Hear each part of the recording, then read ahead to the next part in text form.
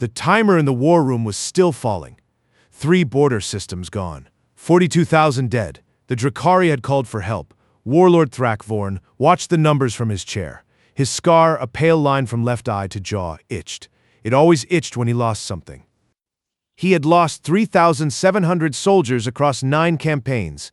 He remembered every face. The war room on the Drakari homeworld was cold. The lights were dim. The tactical display showed the enemy fleet moving closer. 51 hours, and they would be in weapons range. On Meridian Anchor, 9,000 light-years away, the Galactic Concord was voting. 387 representatives said no. 12 said yes. The rest abstained. The ancient silver ring spun above a pale blue world, and the oldest institution in known space decided that the Drakari Dominion, one of its founding members, was not worth saving. Elder Vethra stood at the speaking platform. She was 412 years old. She had watched the Concord forget. She told the chamber about the charter. The Drakari had written it 4,000 years ago. They had built the first station worlds. They had opened the trade routes. The council did not look up from their data slates. A single pillar in the hall had a fresh repair mark, a patch of new stone against the old. Vithra noticed it. The Concord patched its chambers, but let its laws rot. She stepped down. No one spoke to her. No one offered comfort. She walked to the secondary comms room and opened a locked file on her personal slate. It held 1 diplomatic frequency. Admiral Soren Kale had requested it 11 years ago. The council had never asked why. Vithra keyed the frequency. She sent a 12-second recording. This is Elder Vethra of the Drakari Dominion. 3 border systems gone. 42,000 dead. The enemy is at our door. We are asking for help. The signal traveled through the relay network. It routed through a minor listening post called Outpost Thamus 8. It skipped the main channels. It arrived at Meridian Anchor 47 minutes later. Admiral Soren Kale was drinking tea from a chipped ceramic cup when the message appeared on her private terminal. The cup was her grandmother's, 400 years old. The glaze had faded to pale gray. A hairline crack ran near the rim. She read the message twice. She read the casualty count. She read the name of the sender. She set the cup down. The crack faced the door. She made a single 23-second transmission on a closed channel. Wake the shepherd. The galaxy had just asked. No one knew what was coming. Stay close for what answered. 11 years ago, Soren Kale had sat in a cramped office on a lunar base with 3 other officers. They had spread star charts across a folding table. They had mapped every known Concord species. They had circled the dismissed ones. The cargo haulers, the cold life.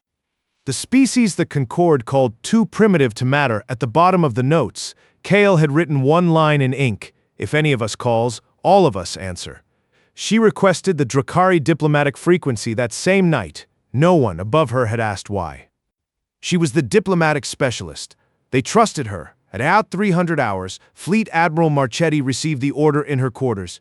She had not slept in 30 hours. She did not blink. She pulled up the Shepard protocol from a hardened terminal. It was not a secret weapon. It was a promise. The file was thick. It contained fleet deployment plans, supply chains, rendezvous coordinates, updated every 6 months for years. She had overseen every update. She looked at the current deployment. 600 ships were ready. They had been ready for 18 months. She gave the command. Wake the fleet. All 600. We deploy in 48. In the outer reaches of the Sol system, the first engines lit. The ships were not new. They were not the largest ships in known space. They were workhorses, cargo haulers, old destroyers, but they were maintained. Every hull had been inspected in the last 3 weeks. Every reactor was at 98% efficiency. The crews boarded in silence. No speeches, no broadcasts. Just the hum of systems powering up. On the Mavari homeworld, observer Zayla watched her own terminal. She was the oldest Mavari alive. She had been waiting for this moment for 400 years. She smiled. The others in the room did not understand why she smiled. That was the moment they always lost. They thought she was amused. She was not amused. She was certain. The Thorani fleet lifted from their ice moon. The Korvati fleet rose from their gas giant orbitals. The valley came from their deep space habitats. The Tessari emerged from the debris field of their destroyed first colony, the one the Concord had failed to save. The Riloi came from a planet so cold the Concord had classified it as uninhabitable. The Riloi lived there anyway. 6 fleets, 11 years of joint drills. 11 years of silent communication protocols. 11 years of watching the Concorde ignore the weak. They all converged on a single jump point. A point the enemy had not mapped. A point Earth's navigators had discovered by running old Dracari survey data through civilian navigation software. Fleet Admiral Marchetti watched the assembly display. 600 green icons, all in formation, all in position. She sent the final order. Jump! The ships folded space. The stars stretched. The void swallowed them. They emerged above the Dracari homeworld. The enemy fleet was already there. The enemy commander saw the exit flare. He saw the formation. He knew the formation. It was his own doctrine. His own textbook, written 200 years ago. The fleet deployed in a defensive ring. It did not fire. It did not advance. It just sat between the enemy and the planet. In the war room, Warlord Thrak Vorn stared at his tactical display. His scar had stopped itching. His hands were flat on the table. His tactical officer whispered something.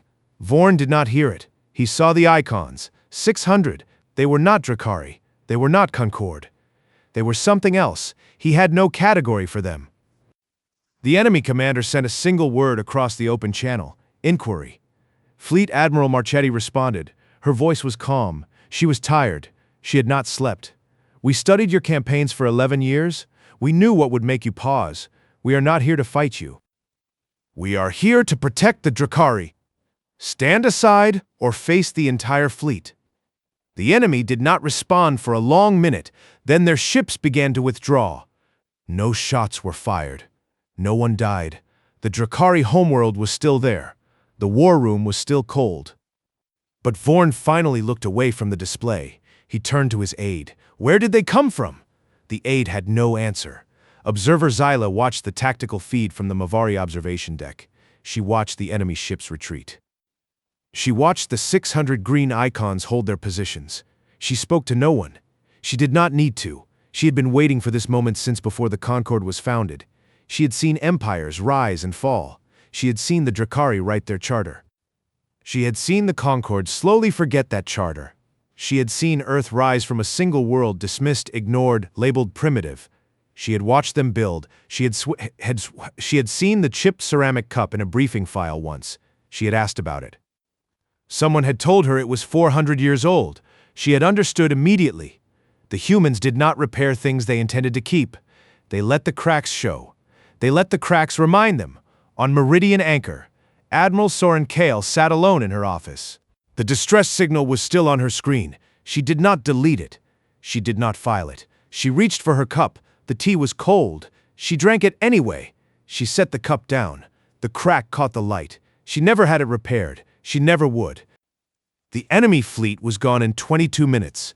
The Dracari homeworld was safe. The war room lights stayed dim.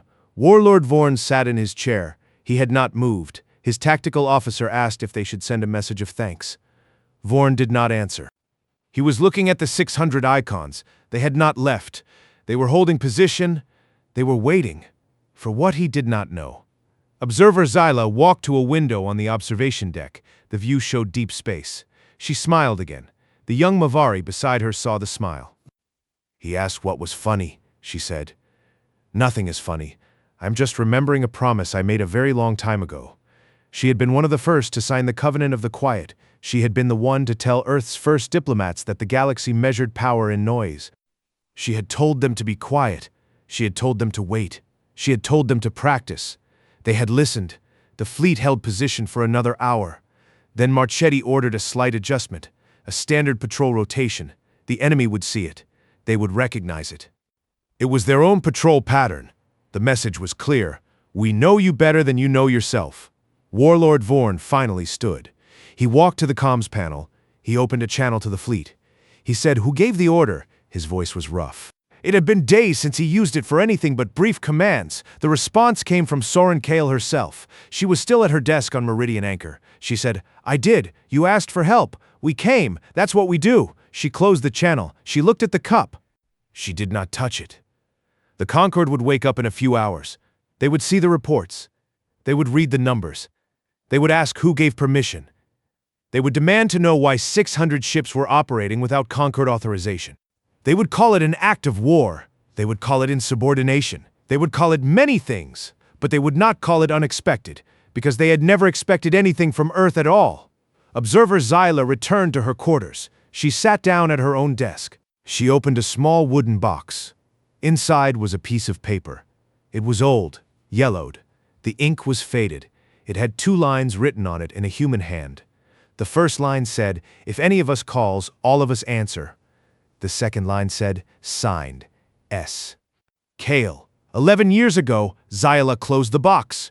She did not smile this time. She simply waited. The galaxy had a lot to learn, and she had 400 years of patience left. The first reports arrived at Meridian Anchor 3 hours after the fleet deployed. They came in a flood. Emergency motions. Demands for explanation. Censure proposals. The Galactic Concord had never moved so fast. Admiral Soren Kale read the first few messages and set her terminal to mute. She poured fresh tea into the chipped cup. The crack was still there. She did not look at it. On the Drakari homeworld, Warlord Thrak Vorn stood in the war room. The tactical display still showed the 600 green icons. They had not moved. They were holding a defensive perimeter around his planet. He watched them for a long time. He noticed something small. The formation had a gap, a single point where no ship was stationed. It was not a mistake. It was intentional. The gap pointed toward a jump route that led to the enemy's home territory. It was an invitation or a warning. Vorn could not tell which. His tactical officer approached. "Sir, the Concord is demanding we identify the fleet. They want to know who authorized this." Vorn did not look away from the display. "Tell them I do not know. But sir, tell them the truth. I do not know who they are. I only know they came when we asked." The tactical officer hesitated. Then he relayed the message. The Concord did not accept it. They demanded direct communication with the fleet commander. They claimed Earth had violated every protocol in the charter. They threatened sanctions. They threatened expulsion. On the flagship, Fleet Admiral Marchetti received the Concord's ultimatum. She read it once. She set it aside. She opened a channel to her bridge crew. "We maintain position. No one responds to the Concord without my authorization." She walked to the viewport. The Drakari homeworld hung below. It was a wounded world. She could see the scorch marks on the continents from the orbital bombardments. She had studied those marks for years. She knew every damaged city. She had memorized the casualty reports. She turned back to her console and typed a single sentence for the Concord. "We are operating under the Shepard Protocol. All authorizations are documented." The Concord did not know what the Shepard Protocol was. They had never heard of it. They asked for the documentation. Marchetti sent a compressed file. It was long. It contained treaties signed by 6 species dated over 11 years, each with the same clause: "If any of us calls, all of us answer." The Concord's legal experts began reading. They did not finish quickly. Observer Xylee watched the political storm from the Mavari observation deck. She was still standing at the window. The young Mavari had left. She was alone now. She watched the distant stars and remembered the day she had signed the covenant. It had been a small room on a lunar base. 4 humans had been there. She had been the only alien. She had watched them work. They had asked her one question: "What do you need?" She had told them the truth. Patience, and the willingness to be dismissed. They had nodded. They had understood. She had signed the paper and put it in the box. The box was still on her desk. She had not opened it again. She did not need to. The paper was safe. The promise was kept. The Concord's emergency session began in the main chamber. 387 representatives were present. The 12 who had voted for intervention were there too. They were angry. They demanded to know who had authorized the fleet. They called it an act of war. They called it insubordination. They called it the most dangerous breach of protocol in 9,000 years. Elder Vithra stood at the speaking platform. She was tired. She had not slept since the transmission. She said, "I sent the message. I used a frequency that Earth's Admiral asked for 11 years ago. The Council never asked why she wanted it, so I used it." The chamber erupted. They demanded her removal. They demanded her arrest. They demanded the fleet's immediate withdrawal. They took a vote. It passed. The resolution called for censure, sanctions, and a formal demand for Earth to stand down. The vote was recorded. 397 in favor, 2 opposed. It did not matter. The 6 species of the Covenant did not wait for the resolution to be delivered. They sent their own message. It was short. It was signed by the leaders of the Mavari, Thorani, Korvathi, Valley, Tessari, and Reloi. It said, "The Shepherd Protocol is not a military directive. It is a promise. We have kept it. We will keep it again. The Concord's authority over this matter is void. We have our own charter." The Concord's legal experts read that too. They found the charter. It had been filed 11 years ago in a minor administrative subcommittee, buried under paperwork. It had never been reviewed. It had never been challenged. It was valid. In the war room, Vorn received a private transmission. It came from Kale's personal terminal. She said, "Warlord Vorn, I'm Admiral Soren Kale. I authorize the Shepherd Protocol. I have been waiting for this call for 11 years. Your people are safe. The fleet will remain until the enemy is confirmed to have left the system. After that, we will withdraw. We are not here to occupy. We are here to answer." Vorn was silent for a long moment. Then he said, "Why?" Kale paused. She looked at her cup. She said, "Because we know what it is like to be dismissed. We know what it is like to call for help and hear nothing. We decided we would never be the ones who heard nothing. We decided we would be the ones who answered." She closed the channel. Vorn looked at the display again. The gap in the formation was still there. He realized what it meant now. It was not an invitation or a warning. It was a statement. They were showing him that they knew his enemy's weaknesses. They were showing him that they could have attacked. They chose not to. The Concord's resolution reached the fleet. Marchetti read it. She did not respond. She forwarded it to Kale. Kale read it. She set it beside her cup. She did not respond either. The 6 species held their own meeting. They convened in a secure channel. Zyla was there. She was the oldest. She spoke first. "We have shown them what we can do.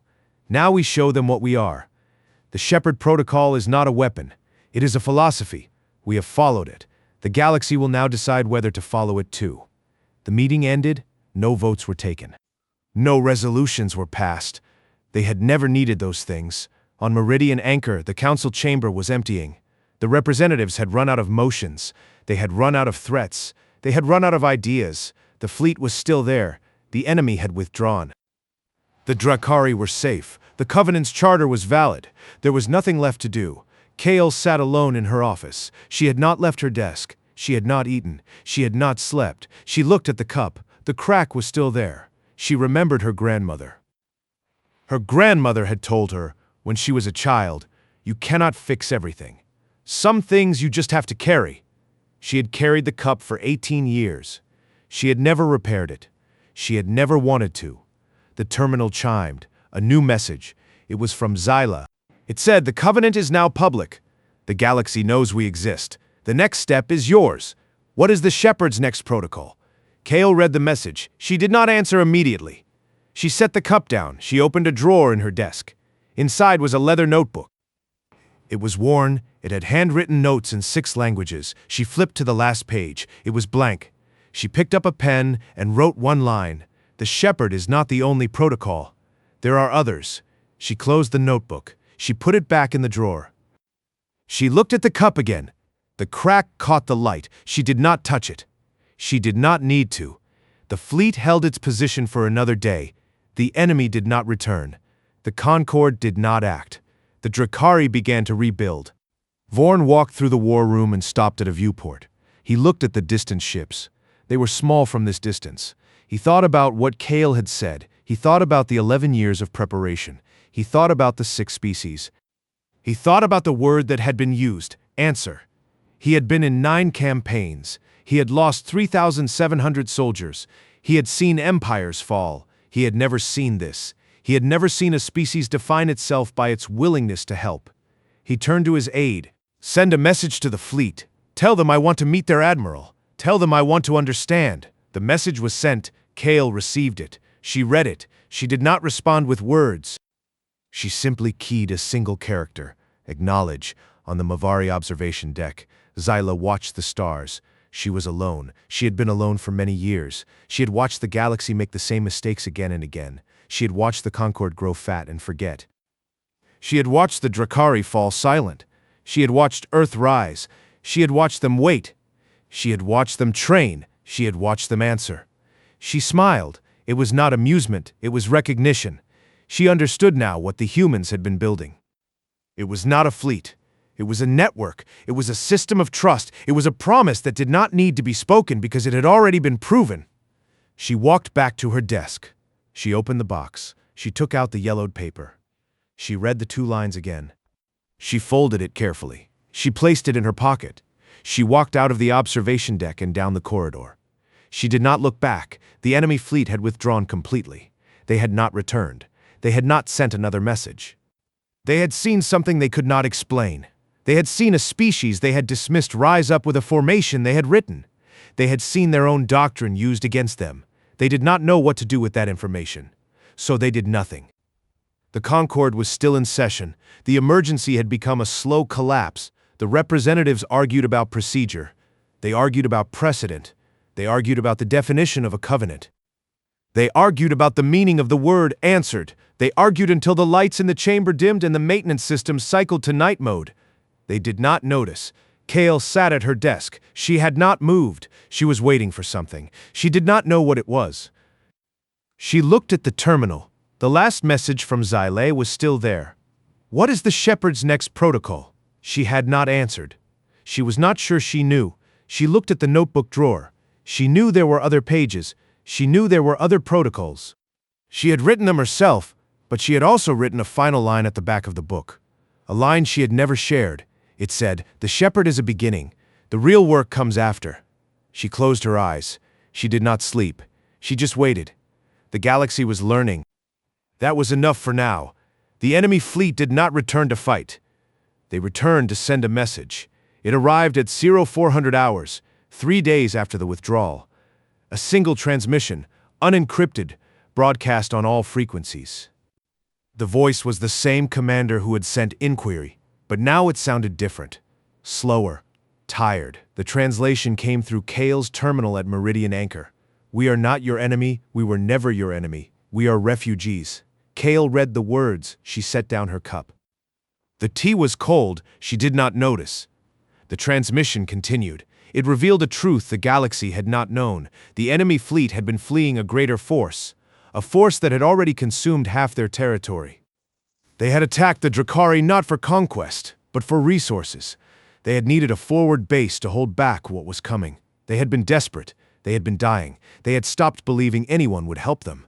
The commander said, "We saw your fleet. We saw you come for the Drakari. We saw the formation. We knew then we had misjudged your species. We are not asking for forgiveness. We are asking for the same thing the Drakari asked. Help." The transmission ended. It left silence. On the Drakari homeworld, Warlord Thrak Vorn stared at his display. The enemy ships were holding position just outside the system. They had not advanced. They were waiting. His tactical officer asked if they should fire. Vorn said nothing. He was remembering the last 9 campaigns. He had never asked why the enemy kept coming. He had assumed greed. He had assumed hatred. He had never assumed desperation. Kale opened a channel to the flagship. Marchetti answered immediately. Her face was tired but alert. She had read the transmission. She said, "Admiral, this changes everything. If we take this at face value, we are not facing an aggressor. We are facing a victim." Kale nodded. She said, "I know. That is the hardest kind of enemy to fight, and the hardest kind to help." Marchetti paused. "What is the Shepherd's protocol for this?"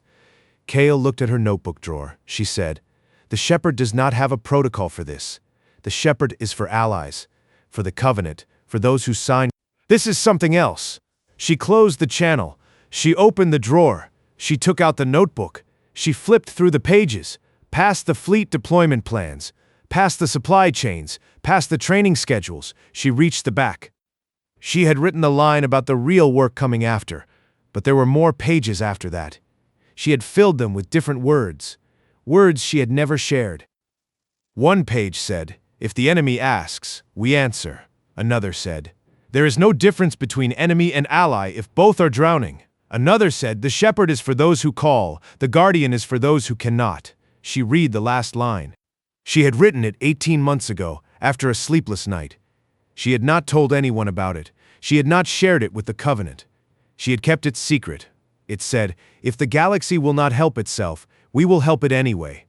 She closed the notebook. She put it back. She reached for her cup and drank the cold tea.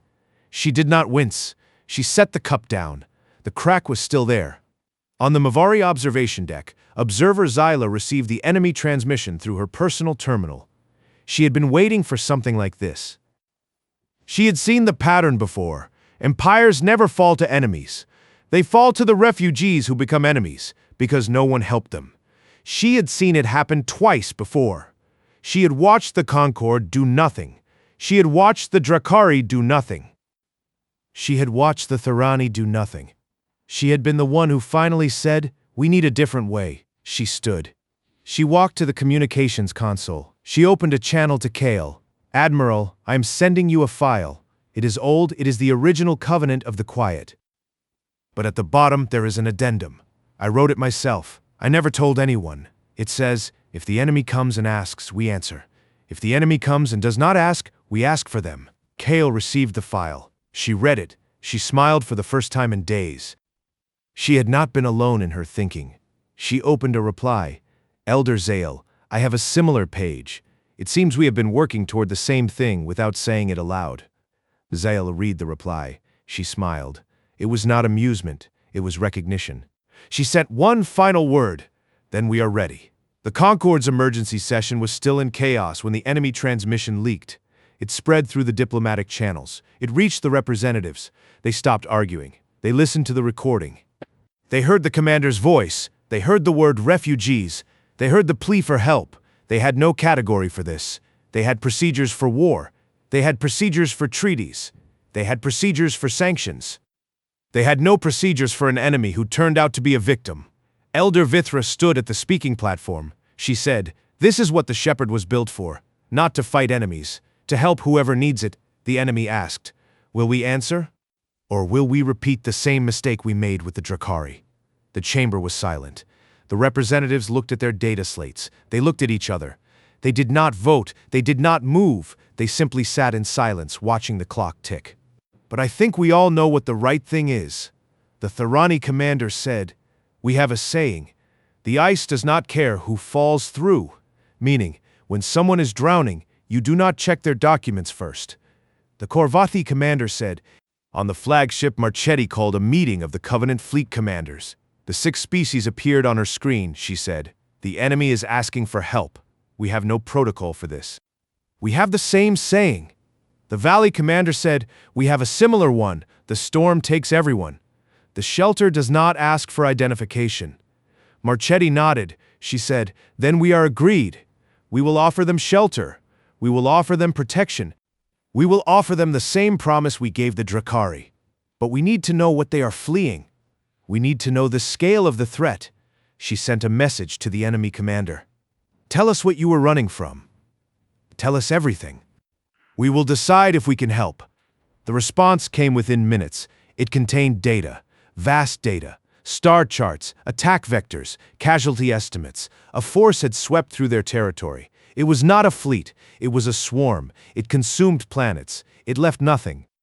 It had no communication. It had no demands. It simply came and took. The enemy commander said, "We have lost 50% of our population. We have lost 70% of our worlds. We are the last of our kind. We attacked the Drakari because we thought we could take what we needed and hold the swarm at their border. We were wrong. We cannot hold it. No one can hold it alone." Marchetti read the data. She forwarded it to Kale.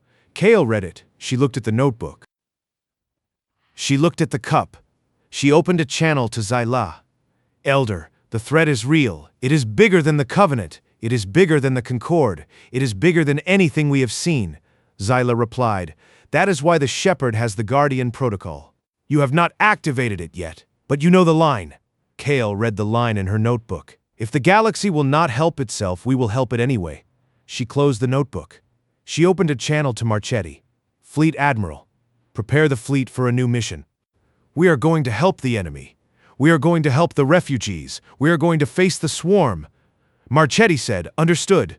"What do we tell the Concord?" Kale said. "Tell them the truth. Tell them we are doing what they should have done. Tell them we are answering the call." The Concord was still in session when the message arrived. The representatives read it. They did not argue. They did not vote. They simply sat in silence, watching the clock tick. The galaxy was changing. They were not part of it.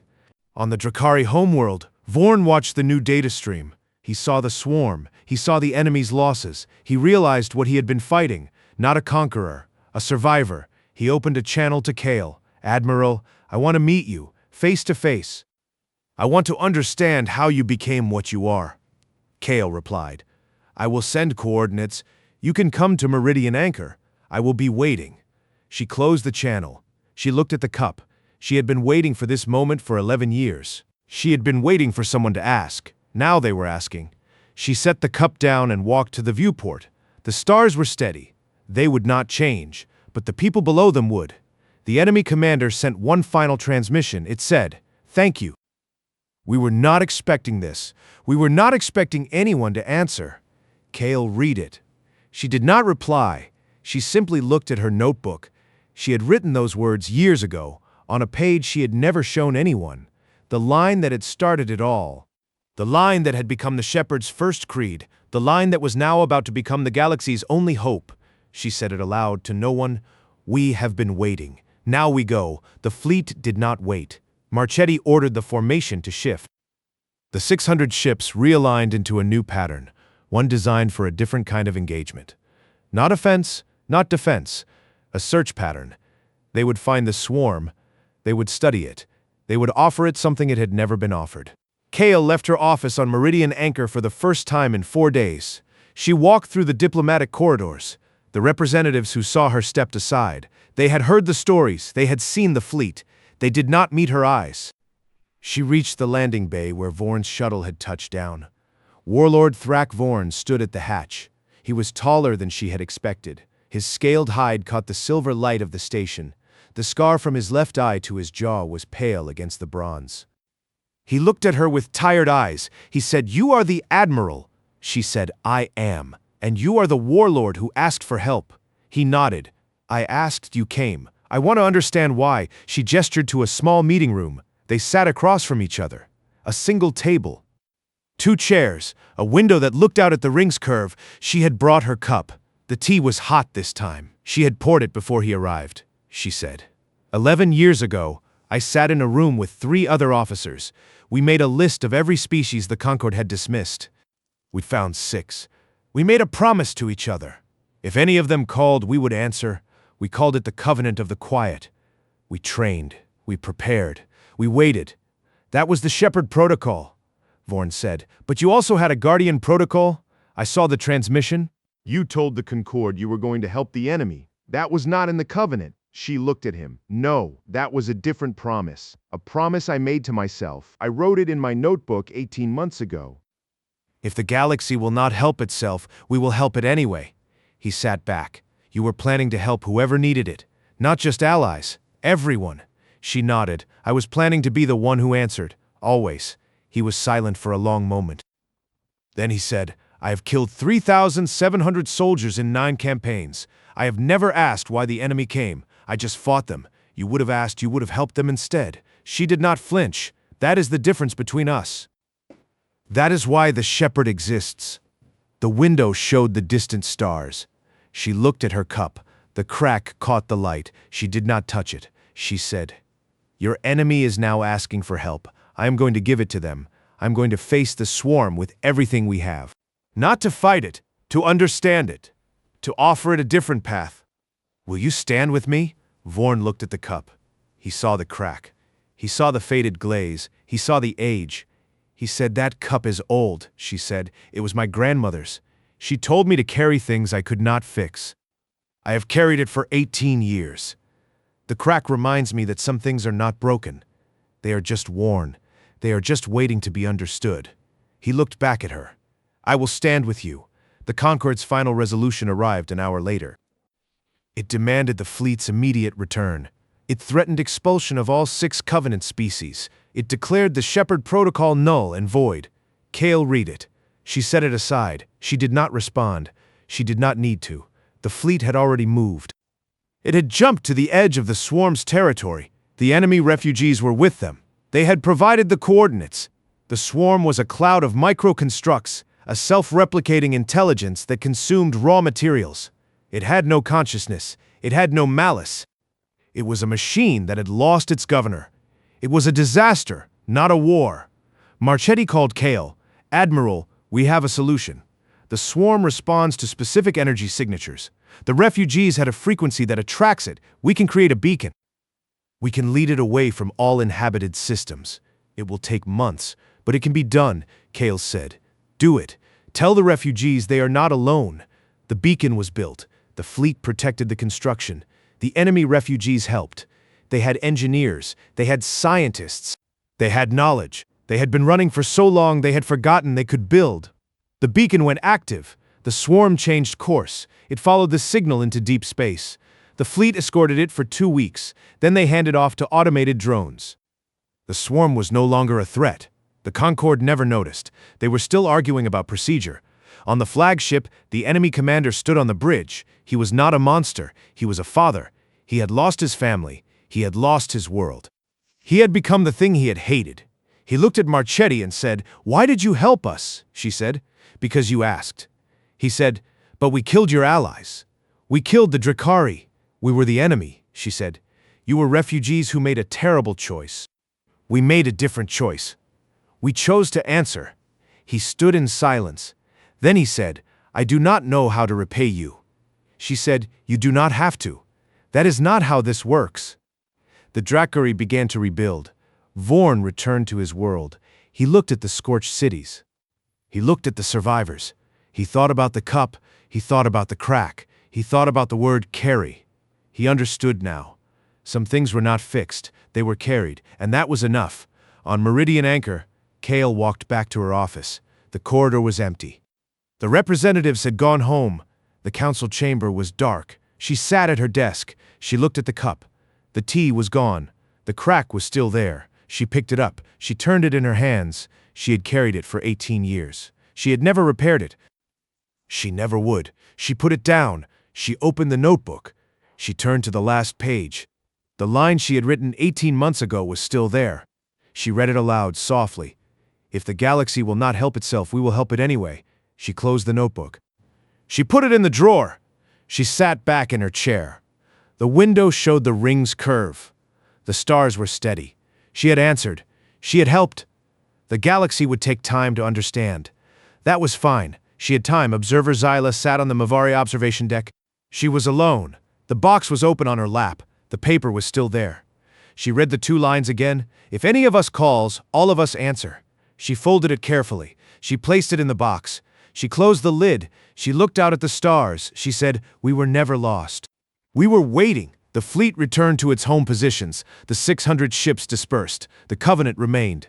The Shepherd Protocol was now a public document. The Concorde had no authority over it. The galaxy had seen what happened when help was offered. They would not forget. On the Dracari homeworld, Vorn walked through the war room. The tactical display was dark. The fleet was gone. The enemy was gone. The swarm was diverted. He stopped at the viewport. He looked at his reflection. The scar was still there. It was a reminder. Of loss, of survival, of the choice to stand. He said to himself, "I killed 3,700 soldiers, but I also lived to see help arrive." He turned away. He had work to do. Kale sat at her desk. She reached for the cup. She held it. The crack was warm under her thumb. She looked at it. She had never repaired it. She understood now why. The crack was not a flaw. It was a record. It was a story. It was the proof that things could be carried. She set the cup down. She did not close the drawer.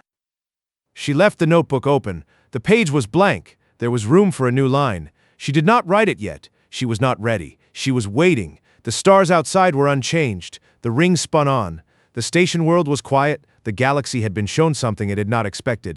A species that defined itself by answering. She picked up her pen. She wrote 1 line on the blank page. She looked at the cup. She closed the notebook. She placed it in the drawer. She walked to the window. She stood in silence. The light from the distant stars caught the crack on the cup. It glowed. Then it faded. She did not touch it. She said quietly, "We are still here.